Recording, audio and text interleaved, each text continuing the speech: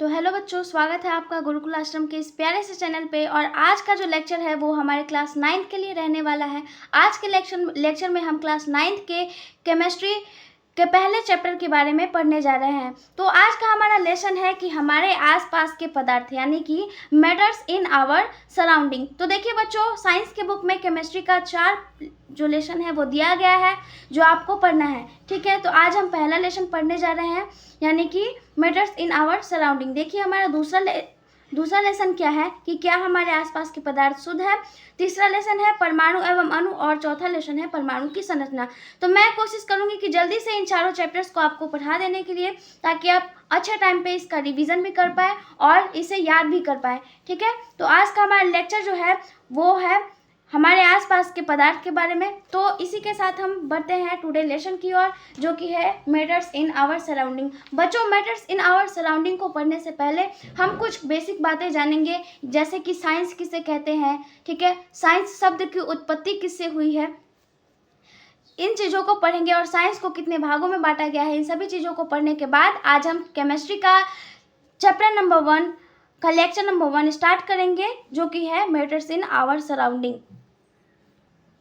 तो देखिए बच्चों, सबसे पहले आपको कुछ बेसिक बातें हैं जो जान लेनी चाहिए। ठीक है, क्योंकि कोई भी इसे आपको जनरल नॉलेज के रूप में पूछ सकता है। तो देखिए बच्चों, विज्ञान यानी कि साइंस क्या है। तो देखिए बच्चों, ये है अंग्रेजी भाषा का शब्द साइंस लैटिन भाषा के शब्द सिंटिया से बना है। ठीक है, अर्थात जिसका अर्थ है जानना। क्या है बच्चों, जिसका अर्थ है जानना। साइंस के अंतर्गत हम क्या करते हैं, सभी चीज़ों को जानते हैं, समझते हैं, उसके बारे में सीखते हैं। ठीक है, अतः विज्ञान यानी कि साइंस को हम इस तरह परिभाषित कर सकते हैं कि हमारे चारों ओर के तत्वों व घटनाओं का सुव्यवस्थित अध्ययन क्या कहलाता है बच्चों, साइंस यानी कि विज्ञान कहलाता है। ठीक है, तो अगर आपसे कोई भी पूछे कि व्हाट इज साइंस, साइंस किसे कहते हैं, ये परिभाषित कीजिए, तो आप इस चीज़ को आराम से बता सकते हैं कि हमारे चारों ओर के तत्वों व घटनाओं का सुव्यवस्थित अध्ययन बच्चों विज्ञान कहलाता है। ठीक है, तो इसी तरह साइंस को बच्चों 2 भागों में बांटा गया है, एक है फिजिकल साइंस और एक है बायोलॉजिकल साइंस। ठीक है, तो ये चीज़ भी आपसे कोई भी बेसिक नॉलेज के रूप में पूछ सकता है कि साइंस को बताओ कितने भागों में बांटा गया है, तो आप बताओगे कि साइंस को 2 भागों में बांटा गया है, जो कि है पहला भाग है हमारा फिजिकल साइंस और दूसरा भाग है हमारा बायोलॉजिकल साइंस। तो इसी के साथ हम पढ़ते हैं कि केमिस्ट्री यानी कि रसायन विज्ञान किसे कहते हैं। ठीक है बच्चों, तो देखिए विज्ञान की शाखा यानी कि ब्रांच है जिसके अंतर्गत पदार्थों की रासायनिक संरचना यानी कि केमिकल स्ट्रक्चर व संगठन यानी कि कंपोजिशन व गुणधर्मों यानी कि प्रॉपर्टीज तथा परस्पर रासायनिक अभिक्रियाओं और उनके परिणामों का अध्ययन किया जाता है, यह रसायन विज्ञान कहलाता है। अगर आपसे कोई भी पूछे कि बताइए केमिस्ट्री किसे कहते हैं, व्हाट इज केमिस्ट्री, रसायन विज्ञान क्या है, तो आप इस डिफिनीशन को बिल्कुल इजीली बता सकते हैं। ठीक है, तो देखिए बच्चों, इसी डिफिनीशन को यहाँ पे इंग्लिश में लिखा गया है। तो चलिए अब हम इस वाले डिफिनीशन को पढ़ते हैं कि it is a branch of science under which substances are studies chemical structure यानी कि रासायनिक संरचना और कंपोजिशन यानी कि संगठन, प्रॉपर्टीज यानी कि गुणधर्म एंड म्यूचुअल केमिकल रिएक्शन यानी कि रासायनिक अभिक्रिया and there result it's called chemistry. ठीक है, तो यहाँ से आपको मिल गया एक परफेक्ट डिफिनीशन की रसायन विज्ञान यानी कि केमिस्ट्री किसे कहते हैं। तो ठीक है बच्चों, अब हम पढ़ते हैं कि ये जो केमिस्ट्री है इसके जनक कौन है, यानी कि केमिस्ट्री के फादर कौन है। तो देखिए बच्चों, आधुनिक रसायन के पिता यानी कि जनक एंटोनी लेवोजियर को कहा जाता है। ये देखिए यहाँ पे इसी चीज़ को इंग्लिश में कन्वर्ट करके लिखा गया है कि फादर ऑफ मॉडर्न केमिस्ट्री कौन है, तो एंटोनी लेवोजियर। रसायन शास्त्र की उत्पत्ति मिस्र में पाई जाने वाली मिट्टी चैमी से हुई है, जिसका अर्थ क्या होता है बच्चों, काला होता है। रसायन विज्ञान यानी कि केमिस्ट्री का जन्म मिस्र में हुआ है। अगर आपसे कोई भी पूछे कि रसायन विज्ञान यानी कि केमिस्ट्री का जन्म कहाँ हुआ है, तो आप बताओगे कि मिस्र में हुआ है। ठीक है, तो अध्ययन के आधार पर केमिस्ट्री को 3 भागों में बांटा गया है, यानी जिस चीज़ का हम अध्ययन करते हैं उसके आधार पे केमिस्ट्री को कितने भागों में बांटा गया है, 3 भागों में। तो देखिए बच्चों, पहला टाइप है हमारा फिजिकल केमिस्ट्री, दूसरा टाइप है हमारा ऑर्गेनिक केमिस्ट्री और तीसरा टाइप है हमारा इनऑर्गेनिक केमिस्ट्री। फिजिकल केमिस्ट्री अर्थात बच्चों भौतिक रसायन, ऑर्गेनिक केमिस्ट्री अर्थात बच्चों कार्बनिक रसायन और इनऑर्गेनिक केमिस्ट्री अर्थात बच्चों अकार्बनिक रसायन। तो आई होप कि ये बेसिक बातें आपने जान ली है, समझ ली है। तो इसी के साथ अब हम पढ़ते हैं टुडे लेसन जो कि है मैटर्स इन आवर सराउंडिंग, और इसके बारे में पढ़ते हैं कि क्या क्या इस लेसन के अंतर्गत हमें सीखना है। तो देखिए बच्चों, इन सभी चीज़ों का नोट्स आपको बनाते चलना है। आपको हर एक सब्जेक्ट का अलग अलग कॉपी डालना है और हर एक सब्जेक्ट का फिर अलग अलग कॉपी में बनाना है। ठीक है, वीडियो को पॉज कीजिए और साथ ही साथ इस लेक्चर को लिखते भी रहिए और सुनते भी रहिए और समझते भी रहिए। तो बच्चों, आज का हमारा पहला टॉपिक है कि मैटर्स इन आवर सराउंडिंग, यानी कि हमारे आसपास के पदार्थ। तो देखिए बच्चों, यहाँ पे क्या लिखा गया है कि everything in this universal is made up material which scientist have named matter. ठीक है, तो यहाँ पे देखिए इस ब्रह्मांड में हर चीज़ यानी कि हर सामग्री से बनी होती है जिसे वैज्ञानिकों ने पदार्थ नाम दिया। देखिए बच्चों, कोई भी चीज़ बना है तो उसमें कुछ सामग्री है, उसमें कुछ मटेरियल है, तभी जाके उस चीज़ का निर्माण हुआ है और उसी चीज़ को हम लोग क्या कहते हैं, पदार्थ कहते हैं। ठीक है, जैसे कि कॉपी हो गया, किताब हो गया, पेन हो गया, आदि वस्तुएं हो गई। ठीक है, तो आज हम पढ़ते हैं कि मैटर्स यानी कि पदार्थ कहते किसे हैं, पदार्थ रियल में होता क्या है। तो वह पदार्थ वह होता है जो स्थान घेरता है यानी कि स्पेस को ऑक्यूपाई करता है, तथा जिसमें द्रव्यमान यानी कि मास होता है और आयतन यानी कि वॉल्यूम होता है, उसे क्या कहते हैं बच्चों, पदार्थ यानी कि मैटर कहते हैं। यानी आपसे कोई भी पूछे कि व्हाट इज़ मैटर, मैटर क्या है, इसे डिफाइन कीजिए, तो आप तीन चीज़ों को याद करेंगे कि जो स्थान घेरती है, जिसमें द्रव्यमान होता है तथा जिसमें आयतन होता है। ठीक है, स्पेस, मास एंड वॉल्यूम। क्या याद करोगे आप, स्पेस, मास एंड वॉल्यूम। ठीक है, तो इसी के साथ एक बार फिर से हम इस डिफिनेशन को पढ़ते हैं कि व्हाट इज मैटर यानी कि पदार्थ किसे कहते हैं। तो वह पदार्थ जो स्थान घेरती है यानी कि स्पेस को क्या करती है बच्चों, ऑक्यूपाई करती है, तथा जिसमें द्रव्यमान यानी कि मास होता है और जिसमें आयतन होता है, उसे हम क्या कहते हैं, पदार्थ कहते हैं। तो देखिए बच्चों, आप जिस नोटबुक में लिखेंगे, ठीक है, आप जिस नोटबुक में लिखेंगे तो वो आप जिसे वहाँ पे रखेंगे तो वो क्या करेगी, उतने देर का एक एरिया लेगी कि नहीं लेगी, वो स्थान घेरेगी। ठीक है, उसमें कुछ द्रव्यमान होगा, उसका कुछ भार होगा। ठीक है, और उसे हम अपने हाथों से, अपने ज्ञान इंद्रियों से क्या करेंगे, महसूस कर सकते हैं। तो इस प्रकार आप देख सकते हैं कि हमारे आसपास कितनी सारी वस्तुएं हैं जो स्थान घेर रही हैं। ठीक है, जिसमें आयतन होता है। तो वो सारी वस्तुओं क्या है बच्चों, पदार्थ है। लकड़ी हो गया, टेबल हो गया, कुर्सी हो गया, आप जिस पेन से लिख रहे हो वो पेन भी एक पदार्थ है, आप जिस मोबाइल से पढ़ रहे हो वो मोबाइल भी एक पदार्थ है, क्योंकि उस फोन में भी मास है, वॉल्यूम है, तथा वो स्पेस को ऑक्यूपाई कर रही है। ठीक है, इस आधार पे हम पदार्थ को डिफाइन कर सकते हैं।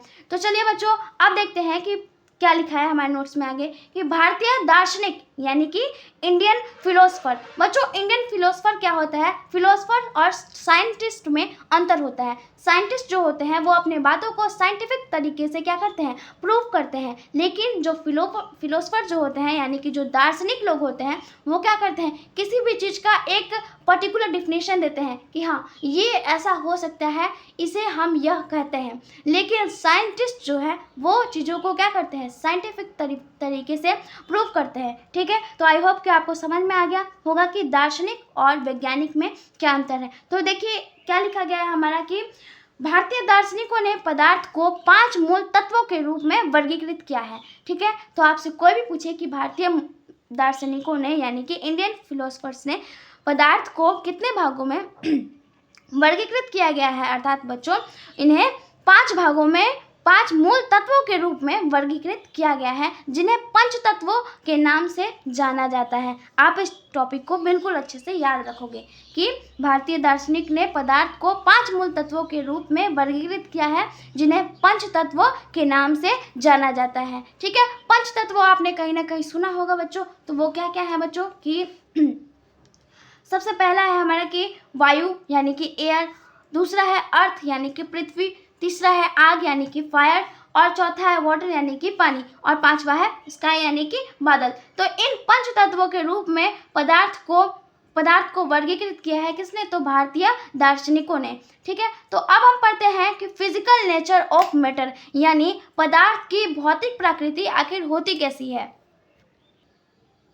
तो देखिए बच्चों, फिजिकल नेचर ऑफ मैटर में हमारा पहला मुख्य बिंदु जो है उसमें क्या लिखा गया है कि पदार्थ कणों से मिलकर, यानी कि पदार्थ जो है वो पार्टिकल्स से मिलकर बना होता है, जिसका अर्थ है कि पदार्थ प्राकृतिक में एक क्या है, कण है, यानी कि matter is particulate in nature. ठीक है, देखिए बच्चों, कोई भी पदार्थ जो है वो क्या है, कणों से मिलकर बना होता है। कण जो होते हैं वो इतने सूक्ष्म होते हैं और पदार्थ में होते हैं कि हमें अपने नेकेड आई से नहीं दिखाई देती है। पदार्थ के कणों का आकार बहुत ही सूक्ष्म होता है, यानी कि बहुत ही ज़्यादा छोटे टाइनी होते हैं, जिन्हें हम अपने नेकेड आइज यानी कि नंगी आंखों से नहीं देख सकते हैं, या फिर इसे नहीं देखा जा सकता है अपने नेकेड आई से। ठीक है, ये जो कॉपी है, ये कॉपी का जो पेज है, ये भी क्या है, कणों से मिलकर बना है। अब जाहिर सी बात है, ये जो नोटबुक है वो स्थान घेर रही है, स्पेस को ऑक्यूपाई कर रही है, इसमें द्रव्यमान है, इसमें आयतन है, तो ये क्या है, एक पदार्थ है। ठीक है, तो ये भी क्या है, एक कणों से मिलकर बना होता है, इसलिए बताया जा रहा है कि matter is particulate in nature. ठीक है, तो अब हम आगे पढ़ते हैं कि आगे क्या लिखा गया है। आगे का हमारा टॉपिक है बच्चों कि पदार्थ के कणों की विशेषता, यानी कि characteristic of properties of matter. ठीक है, तो सबसे पहले क्या लिखा गया है कि पदार्थ के कणों के बीच जगह यानी कि स्थान होती है। तो particles of matters have space between them, यानी कि उनके बीच स्थान होती है, किनके बीच, पदार्थों के बीच। जब हम नमक के कणों को, देखिए बच्चों, अब इस कथन को प्रूव किया जाएगा इस छोटे से बात से। देखिए क्या लिखा गया है यहाँ पे कि जब हम नमक के कणों को पानी में घोलते हैं, ठीक है, नमक के कणों को क्या करते हैं, पानी में घोलते हैं, तो नमक पानी में गायब हो जाता है, यानी कि क्या हो जाता है बच्चों, घुल जाता है, मिश्रित हो जाता है। क्योंकि नमक के कण पानी के दो कणों के बीच जगह घेर लेती है, फिर भी पानी का स्तर नहीं बढ़ता। इससे यह साबित होता है कि पानी के कणों के बीच जगह होती है। देखिए बच्चों, अब मैं इस चीज़ को और ज़्यादा आपको समझाती हूँ कि इसमें आखिर कहना क्या चाह रहा है। देखिए हमारा जो पॉइंट है वो क्या है कि पदार्थ के कणों के बीच जगह होती है। तो दीदी आप इन चीज़ को कैसे प्रूव करोगे। देखिए, आप जब एक गिलास पानी में, ठीक है, आप एक गिलास पानी लीजिए और उसमें 2 चम्मच नमक मिलाइए और उसे एक दूसरे में घोल दीजिए। ठीक है, तो आप देखेंगे कि नमक जब पूरे तरह से पानी में घुल जा रहा है, तब भी क्या हो रहा है कि पानी का लेवल जो है, पानी का जो स्तर है वो 1 गिलास ही रहता है, 1 गिलास से बढ़ के 1.5 गिलास नहीं होता है। इसका मतलब क्या है, इसका सिंपल सा मतलब है कि कहीं ना कहीं कोई ना कोई चीज़ खाली थी, जिसका स्थान किसने ले लिया, नमक ने ले लिया। यानी कि पानी के कणों के बीच जो है खाली स्थान होता है, यानी कि स्पेसेस होते हैं, जिसके बीच क्या हो रहा है, नमक जाके मिल जा रहा है, और इस वजह से पानी का स्तर नहीं बढ़ता है और नमक भी आसानी से पानी में घुल जाता है। ठीक है, तो आई होप कि आपको ये चीज़ जो है वो समझ में आया होगा। ठीक है, तो अब हम पढ़ते हैं कि पदार्थ के कण निरंतर गतिशील होते हैं, यानी कि पदार्थ के कण जो है वो हमेशा क्या करते रहते हैं, गति करते रहते हैं।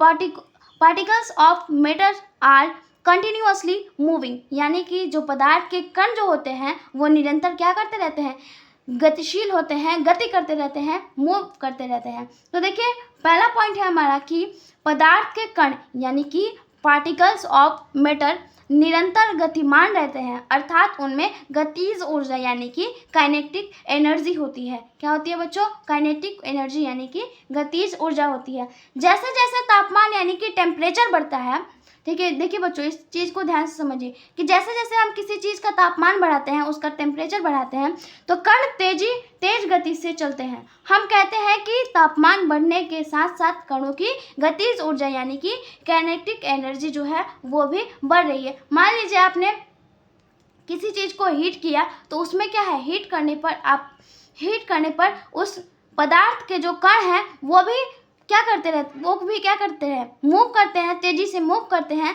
और उसमें जो काइनेटिक एनर्जी जो है वो भी क्या करती है, मूव करती है। तो इस डायग्राम से आपको यही बताया गया है कि जो पार्टिकल्स है उन्हें हीट किया जाता है तो वो इस प्रकार से मूव करने लगते हैं, इधर उधर फैलने लगते हैं। तो इस वजह से क्या होती है, चूँकि हीट दिया आपने तो टेम्परेचर बढ़ा। देखिए बच्चों इस चीज़ को समझिए कि हीट दिया आपने तो क्या हुआ, टेम्परेचर बढ़ा। और टेम्परेचर के बढ़ने के साथ साथ पदार्थ के कण जो है वो मूविंग स्टेट में हो जाते हैं, जिस वजह से क्या होती है, पदार्थ के बीच जो काइनेटिक एनर्जी होती है, जो गतिज ऊर्जा होती है, वो भी वृद्धि करने लगती है, वो भी बढ़ने लगती है। तो आई होप कि आपको ये सारी चीज़ें अच्छे से समझ में आ रही होंगी और आप भी इन सभी चीज़ों की ओर फोकस करके बैठे होंगे कि हाँ, हमें कौन सी चीज़ कितनी ज़्यादा समझ में आती है। बच्चों, आपको कहीं भी डाउट हो आप कमेंट बॉक्स में कमेंट करके पूछ सकते हैं कि हाँ, यहाँ पे डाउट है, इस चीज़ को दोबारा से बताइए, मैं आपको दोबारा से ज़रूर रिवाइज करवाऊँगी। तो बच्चों, हमने पढ़ा कि पदार्थ के जो कण होते हैं वो क्या होते हैं, निरंतर गतिशील होते हैं। ठीक है, पदार्थ को अगर हीट किया जाए, उसका टेम्परेचर बढ़ाया जाए तो उसमें जो काइनेटिक एनर्जी जो होती है वो भी क्या करने लगती है, बढ़ने लगती है। अब हम पढ़ते हैं आकर्षण बल यानी कि फोर्स ऑफ अट्रैक्शन होता क्या है। ठीक है, तो देखिए यहाँ पे पहला टॉपिक दिया गया है हमारा कि आकर्षण बल के कारण पदार्थ के कण एक दूसरे को आकर्षित करते हैं, यानी कि एक दूसरे को अट्रैक्ट करते हैं। ठीक है, तो यहाँ पे देखिए क्या लिखा गया है कि particles of matters attract each other because of force of attraction. ठीक है, यानी कि आकर्षण बल के कारण पदार्थ के कण एक दूसरे को क्या करते हैं, आकर्षित करते हैं। यह आकर्षण कणों को एक साथ बांधे रखता है, कणों को क्या करता है, एक साथ बांधे रखता है और बल पदार्थ के एक रूप से दूसरे रूप में बदलता रहता है। ठीक है बच्चों, ये जो फोर्स ऑफ अट्रैक्शन है ना, इसके वजह से क्या होते हैं, पदार्थ इतने सॉलिड होते हैं। देखिए बच्चों, जो चीज़ जितना भी सॉलिड है, जो चीज़ जितना ही सॉलिड है उतना क्या है, उसके बीच में क्या है, फोर्स ऑफ अट्रैक्शन यानी कि आकर्षण बल ज़्यादा है, कणों के बीच में आकर्षण बल ज़्यादा है। मान लीजिए आप किसी चीज़ को दूर दूर रखते हैं, ठीक है, तो उसके बीच में क्या है, फोर्स ऑफ अट्रैक्शन बल कम है। अगर देखिए ये दो चीज़ें हैं जो दूर दूर हैं तो इसके बीच में क्या है, फोर्स ऑफ अट्रैक्शन बल बहुत ज़्यादा कम है। लेकिन यही चीज़ें अगर आपस में पूरी तरह से मिल जाती है तो इसके बीच में क्या है, फोर्स ऑफ अट्रैक्शन बल ज़्यादा हो गया। अब आप इसे तोड़ नहीं पाओगे। ठीक है, तो फोर्स ऑफ अट्रैक्शन बल के कारण क्या होता है, पदार्थ फोर्स ऑफ अट्रैक्शन के कारण क्या होते हैं बच्चों, पदार्थ जो है वो एक दूसरे से बंधे होते हैं। ठीक है, और इधर उधर बिखरते नहीं है। ठीक है, कोई भी पदार्थ बहुत ही छोटे छोटे पार्टिकल्स यानी कि कणों से मिलकर बना होता है। ये बात आप समझ चुके होंगे कि कोई भी पदार्थ क्या है, पार्टिकल्स यानी कि कणों से मिलकर बना होता है क्योंकि पदार्थ जो है वो पार्टिकुलेट इन नेचर होता है। ठीक है, कणों से मिलकर बना होता है ये कण एक दूसरे को आकर्षित यानी कि अट्रैक्ट करते हैं, जिससे उनके बीच का आकर्षण बल यानी कि अट्रैक्शन फोर्स लगता है। ठीक है, दो पार्टिकल्स यानी कि कणों के बीच जो बल लगता है, देखिए पदार्थ है तो पदार्थ में पार्टिकल्स होते हैं, छोटे छोटे पार्टिकल्स से ही तो मिलकर बना होता है पदार्थ। ठीक है, तो उन दो पदार्थ के पार्टिकल्स यानी कि पार्टिकल्स के बीच जो बल लगता है उसे हम क्या कहते हैं बच्चों, तो उसे हम कहते हैं inter particle force of attraction यानी कि अंतरकणीय आकर्षण बल कहा जाता है। तो एक बार फिर से हम अंतरकणीय आकर्षण बल का डेफिनेशन पढ़ते हैं कि दो पार्टिकल्स यानी कि कणों के बीच जो बल लगता है उसे हम लोग क्या कहते हैं, inter particle force of attraction यानी कि अंतरकणीय आकर्षण बल कहा जाता है। तो आप इस चीज़ को समझ लिए होंगे कि आकर्षण बल किसे कहते हैं, फोर्स ऑफ अट्रैक्शन क्या होता है। ठीक है, तो फोर्स ऑफ अट्रैक्शन की वजह से क्या होता है, पदार्थ के कण जो है वो एक दूसरे से बंधे होते हैं और दो पार्टिकल्स यानी कि दो कणों के बीच जो फोर्स ऑफ अट्रैक्शन लगता है उसे हम लोग क्या कहते हैं, inter particles force of attraction यानी कि अंतरकणीय आकर्षण बल कहते हैं। ठीक है, तो आपको आकर्षण बल और अंतरकणीय आकर्षण बल किसे कहते हैं ये चीज़ समझ में आ गया होगा। तो अब देखिए यहाँ पे लिखा गया है कि अगर कोई पदार्थ ज़्यादा मजबूत है, ठीक है, ज़्यादा मजबूत है यानी कि ज़्यादा रिजिड है, ज़्यादा हार्ड है, इसका मतलब होता है कि उस पदार्थ का अंतरकणीय आकर्षण बल यानी कि inter particle force of attraction क्या है बच्चों, ज़्यादा होता है, जैसे कि लोहा। अब देखिए मैं आपको दो चीज़ों का एग्जाम्पल लेके बताती हूँ, लोहा और पानी। ठीक है, देखिए आप पानी जो है वो क्या है, पानी के बीच के कण जो है वो क्या होते हैं, फैले रहते हैं, इस वजह से उनके बीच में क्या है, फोर्स ऑफ अट्रैक्शन क्या है, बहुत ज़्यादा कम है, इसलिए वो क्या है, रिजिड नहीं है, हार्ड नहीं है, ठोस नहीं है। लेकिन जिसके बीच फोर्स ऑफ अट्रैक्शन बहुत ज़्यादा होता है तो उसमें क्या होता है, वो बहुत ज़्यादा हार्ड होते हैं, बहुत ज़्यादा कठोर होते हैं। जैसे कि लोहा के जो पार्टिकल्स है वो एक दूसरे से इतने ज़्यादा एकदम टाइटली पैक्ड होते हैं, जिस वजह से क्या होता है, उसमें फोर्स ऑफ अट्रैक्शन भी ज़्यादा होता है। लेकिन वाटर के जो कण है वो क्या है, एक दूसरे से बहुत कम बाइंड अप होते हैं, यानी कि बहुत कम बंधे रहते हैं, जिस वजह से उनमें फोर्स ऑफ अट्रैक्शन क्या है, एकदम कम है। ठीक है, तो आई होप कि इतना टॉपिक आपको समझ में आ रहा होगा, आप इन सभी चीज़ों को समझते चल रहे होंगे और इन सभी चीज़ों को नोट भी करते रहे। ठीक है, अब हम पढ़ते हैं कि डिफ्यूजन यानी कि विसरण किसे कहते हैं। What is diffusion? डिफ्यूजन होता क्या है, यह प्रक्रिया किस प्रकार घटित होती है। ठीक है, तो देखिए यहाँ पे क्या लिखा गया है कि किसी पदार्थ के कणों की गति यानी कि मूवमेंट के कारण उसका दूसरा पदार्थ में मिश्रित होना विसरण यानी कि डिफ्यूजन कहलाता है। ठीक है, या फिर आप ये भी बोल सकते हैं कि एक पदार्थ का कण दूसरे पदार्थ के कण में स्वतः मिलने की प्रक्रिया को विसरण यानी कि डिफ्यूजन कहते हैं। ठीक है, तो एक बार फिर से हम नोट्स को पढ़ते हैं कि किसी पदार्थ के कणों के बीच की गति यानी कि मूवमेंट के कारण उसका दूसरा पदार्थ में मिश्रित होना विसरण कहलाता है। ठीक है, अब देखिए मैं इसका एग्जाम्पल ले रही हूँ कि जैसे मान लीजिए रसोई में कुछ खाना बन रहा है। ठीक है, रसोई में कुछ खाना बन रहा है और उसकी गंध वहाँ तक आ जाती है जहाँ तक आप बैठ के पढ़ रहे होते हो। मान लीजिए आप अभी बैठ के पढ़ रहे हो और अगर आपके रसोई में कुछ बना, कुछ टेस्टी सा चीज़ बना, तो उसका जो खुशबू है, ठीक है, तो वो क्या होगा, आपके नाकों तक आ रहा है। तो ये कैसे आ रहा है, ये इसका मतलब है बच्चों कि जो हवा के जो पार्टिकल्स हैं, ठीक है, उन हवा के पार्टिकल्स में जो खाना जो बन रहा है उसके पार्टिकल्स की खुशबू एक दूसरे से क्या हो रही है, मिल रही है, और वही हवा जो है वो क्या कर रहा है, खाने के खुशबू को भी आपके नाकों तक ले आ रहा है। इस वजह से क्या होता है, इस प्रकार क्या होता है बच्चों, डिफ्यूजन यानी कि विसरण होता है, यानी कि एक पदार्थ का कण दूसरे पदार्थ के कण में मिलता है। तो उदाहरण के लिए देखिए यहाँ पे क्या लिखा गया है कि रसोई में बन रहे भोजन की गंध इतनी पहुंची हमारे तक इसलिए पहुंचती है क्योंकि भोजन की गंध के कणों से मिलकर बनी होती है, क्योंकि भोजन की गंध जो है वो कणों से मिलकर बनी होती है, और यही कण हवा के कणों में मिश्रित हो जाते हैं और हवा के दौरान, हवा के थ्रू वो हमारे नाकों तक पहुंच जाते हैं और हमें पता लग जाता है कि किचन में कुछ जैसी चीज़ बन रहा है। तो अब हम पढ़ते हैं कि विसरण किन किन चीज़ों में हो सकता है। तो देखिए बच्चों, विसरण जो है यानी कि जो डिफ्यूज़न है वो 3 चीज़ों में होता है। गैसों का विसरण यानी कि तो देखिए बच्चों, हमने क्या पढ़ा कि डिफ्यूज़न जो होता है वो 3 चीज़ों में होता है। एक होता है गैसों का विसरण यानी कि डिफ्यूज़न ऑफ गैसेस, और एक दूसरा होता है डिफ्यूज़न इन लिक्विड यानी कि द्रव में मिश्रण, और एक होता है हमारा कि डिफ्यूज़न इन सॉलिड यानी कि ठोस पदार्थों में विसरण। तो अब हम पढ़ते हैं कि गैसों का विसरण यानी कि डिफ्यूज़न ऑफ गैसेस कैसे होता है। तो देखिए यहाँ पे हल्की गैसें भारी गैसों की तुलना में तेजी से फैलती हैं। ठीक है बच्चों, अब देखिए इस चीज़ को पढ़िए कि हल्की गैसें जो हैं वो भारी गैसें की तुलना में तेजी से फैलती हैं। आपने देखिए बच्चों धुआं देखा होगा, धुआं क्या एकदम तेजी से फैलता है, क्यों? क्योंकि वो हल्का गैस है, वो गैस के रूप में तो रहता है, तो वो हल्का गैस है, इसलिए क्या होता है, एकदम तेजी से फैलता है। उसी प्रकार कोई भारी सा गैस होगा वो जल्दी से नहीं फैल पाता है हवा में। तो यहाँ पर लिखा गया है कि हल्की गैसें भारी गैसों की तुलना में तेजी से फैलती है। अब देखिए आगे यहाँ पे क्या लिखा गया है कि रसोई में पक रहे खाने की महक काफ़ी दूर से भी हम तक पहुँच जाती है। यानी कि ये जो एग्जाम्पल है ये किस चीज़ का एग्जाम्पल है बच्चों, तो गैसों का विसरण यानी कि diffusion of gases.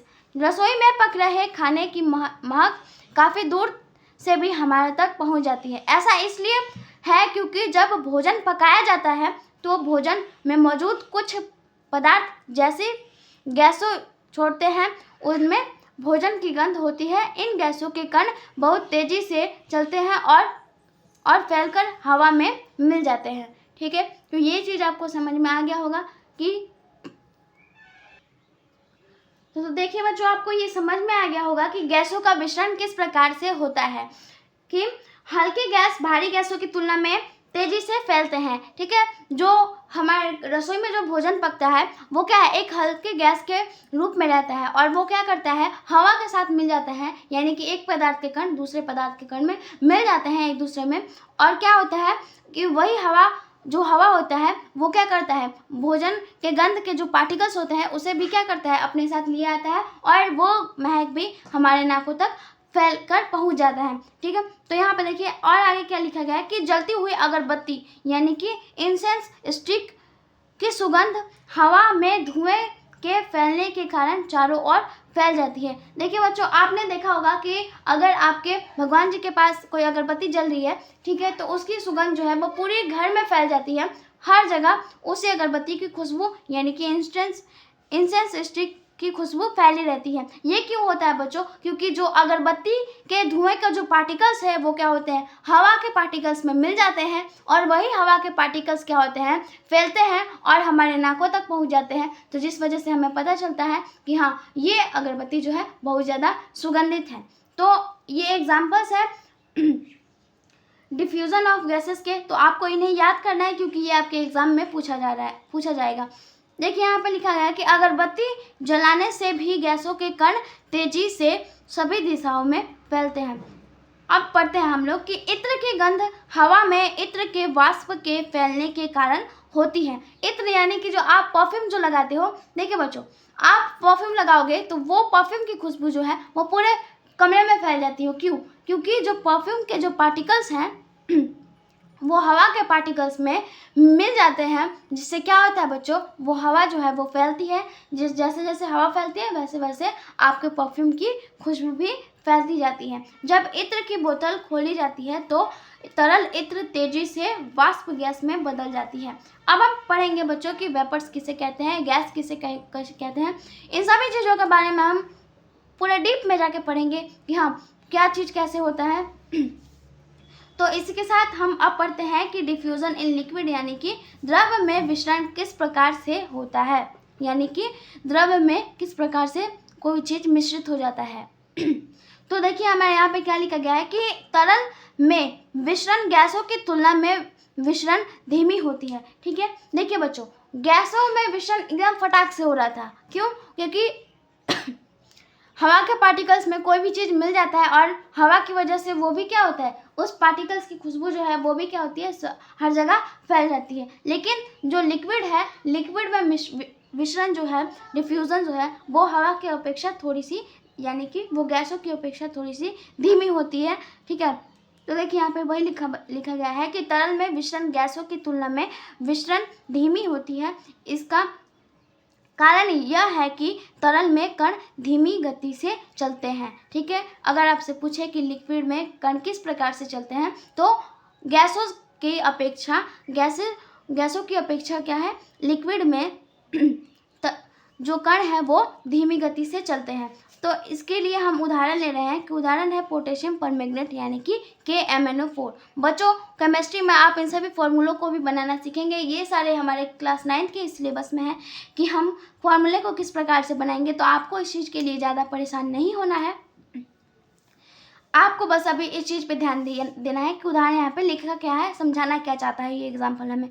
Potassium permanganate यानी कि KMnO4 के बैंगनी रंग का पानी में फैलना। ठीक है, देखिए हम जब भी आपने लैब में देखा होगा, स्कूल के लाइब्रेरी में स्कूल के लैब में देखा होगा कि जो एक बैंगनी कलर का जो है वो लिक्विड रखा होता है, वो क्या होता है बच्चों, पोटेशियम परमैंगनेट। इस चीज़ को आपने करके भी दिखाया होगा, आपको दिखाया गया होगा आपके स्कूल में कि लैब में जो पोटेशियम परमैंगनेट जो कि बैंगनी कलर का होता है वो रखा रहता है। ठीक है, और आप उसे क्या करते हो उसका कुछ बूंद आप जब पानी में मिलाते हो वो क्या करता है, धीरे धीरे करके वो पानी में फैलता है, यानी और पूरा पानी क्या हो जाता है, बैंगनी हो जाता है। यानी कि जो पोटेशियम परमैंगनेट के जो पार्टिकल्स हैं, जो कण हैं, वो पानी के पार्टिकल्स यानी कि पानी के कणों में मिल जाते हैं और क्या करते हैं, एक पदार्थ का कण दूसरे पदार्थ के कण में मिश्रित हो जाता है और यहाँ से डिफ्यूज़न इन लिक्विड यानी कि द्रव्य में विषरण होता है। आप इस चीज़ को अन्य किसी चीज़ों से भी महसूस कर सकते हो या फिर करके देख सकते हो। मान लीजिए आपके पास जो स्याही है ना, तो आप एक कांच का ग्लास लीजिए और उसमें क्या करिए, उसमें 1 बूंद या फिर 2 बूंद या फिर 3 बूंद स्याही डालिए और देखेंगे आपके धीरे धीरे किस प्रकार वो जो स्याही के जो पार्टिकल्स हैं, स्याही के कलर के जो पार्टिकल्स हैं, वो किस प्रकार पानी के पार्टिकल्स यानी कि वाटर के पार्टिकल्स में मिल जाते हैं और धीरे धीरे क्या है, पूरा पानी भी नीला हो जाता है। अगर आपने लैब में पोटेशियम परमैंगनेट को पानी में मिश्रित होते हुए नहीं देखा होगा तो आप स्याही को पानी में मिश्रित करके इस चीज़ को आसानी से देख सकते हो कि, और ये चीज़ भी आप एक्टिविटी भी कर सकते हो कि हाँ किस प्रकार से डिफ्यूज़न इन लिक्विड यानी कि द्रवों में विसरण होता है। और ये जो गैसों में विसरण है, इस चीज़ को आपने तो महसूस किया ही होगा कि किस प्रकार से खाने का गंध जो है वो हमारे नाकों तक आ जाता है, हम जहाँ भी रहें। तो इसी के साथ अब हम पढ़ते हैं तीसरा पॉइंट, जो कि है डिफ्यूज़न इन सॉलिड यानी कि ठोस में प्रसार या फिर विसरण। विसरण ठोस पदार्थों में भी हो सकता है। ठोस पदार्थों विसरण बहुत धीमी प्रक्रिया है। देखिए बच्चों, सबसे तेज विसरण जो है वो किस में होता है, तो सबसे तेज विसरण गैस में होता है, यानी कि गैसों में जो विसरण है वो बहुत ही तेज गति से होता है, ठीक है। उसके बाद थोड़ा सा धीमा होता है लिक्विड में यानी कि जल में उसका विसरण, और सबसे लास्ट में होता है सॉलिड यानी कि ठोस में विसरण बहुत ही धीमी प्रक्रिया के कारण होती है, ठीक है। तो देखिए बच्चों, इसका उदाहरण है कि ब्लैक बोर्ड पर चॉक पाउडर का प्रसार यानी कि विसरण। देखिए बच्चों, आप क्या करना है, इस चीज़ को एक बार करके देख सकते हो। जब स्कूल की छुट्टी हो तो आप ब्लैक बोर्ड पे क्या करना है, चॉक से कुछ लिख देना और उसे फिर कल सुबह आकर मिटाना। आप उस चीज़ को मिटाओगे तब भी वो धुंधला सा वो चीज़ आपको वो चीज़ दिखता है। क्यों? क्योंकि जो बोर्ड के जो पार्टिकल्स हैं उनके बीच क्या होते हैं, उनके बीच स्पेस होती है, और वही स्पेस क्या करते हैं, चॉक के जो पार्टिकल्स हैं वो घेर लेते हैं, और फिर वैसी ही लिखी हुई चीज़ हमें दोबारा से दिखाई देती है, धुंधली दिखाई देती है। यानी कि ठोस का जो है वो क्या हो रहा है, विसरण यानी कि प्रसार या फिर डिफ्यूज़न हो रहा है, ठीक है। तो हम पढ़ते हैं कि एक एग्जाम्पल देखिए, ठोस द्रव्य में विसरण। इसका एग्जाम्पल क्या हो जाएगा, पानी में चीनी मिलाना, ये क्या होगा, ठोस का द्रव्य में मिश्रण। द्रवों का द्रवों में मिश्रण यानी कि लिक्विड का लिक्विड में डिफ्यूजन, जैसे कि लाल स्याही को पानी में मिलाना, ठीक है। गैसों का द्रवों में मिश्रण यानी कि पानी में CO2 की उपस्थिति, ठीक है। तो आई होप कि ये सारी चीज़ें आपको समझ में आती होंगी। अब हम कल के सेशन में पढ़ेंगे कि पदार्थ की जो अवस्थाएं हैं यानी कि सॉलिड, लिक्विड, गैस, इन तीनों चीज़ों के बारे में एक एक करके पढ़ेंगे कि पदार्थ को कितने भागों में बांटा गया है, पदार्थ की सॉलिड स्टेट जो है वो क्या होती है, लिक्विड स्टेट क्या होती है, गैसियस स्टेट क्या होती हैं, इन सभी चीज़ों को हम पढ़ेंगे। तब तक आज का सेशन बच्चों हमारा यहीं तक रहने वाला है। तो इन सभी चीज़ों को आपको नोट करना है और नोट्स बनाना है। आपको एक केमिस्ट्री का अलग से कॉपी लेना है, जिस प्रकार मैंने लिया है आपको भी एक केमिस्ट्री का कॉपी लेना है और केमिस्ट्री का नोट्स बनाना है, और सभी चीज़ों को रिवाइज करते रहना है कंटिन्यू, और याद करते रहना है, ठीक है। और किसी भी चीज़ को भूलना नहीं है। हर चीज़ को कम से कम 2 घंटे तक जरूर पढ़िए और याद जरूर कीजिए और नोट्स जरूर बनाइए। तो मिलते हैं अगले लेक्चर में, तब तक के लिए धन्यवाद। और ये जो चैप्टर है हमारा 2 से 3 लेक्चर में हम समाप्त करने वाले हैं, ठीक है। तो चलिए, इसी के साथ धन्यवाद।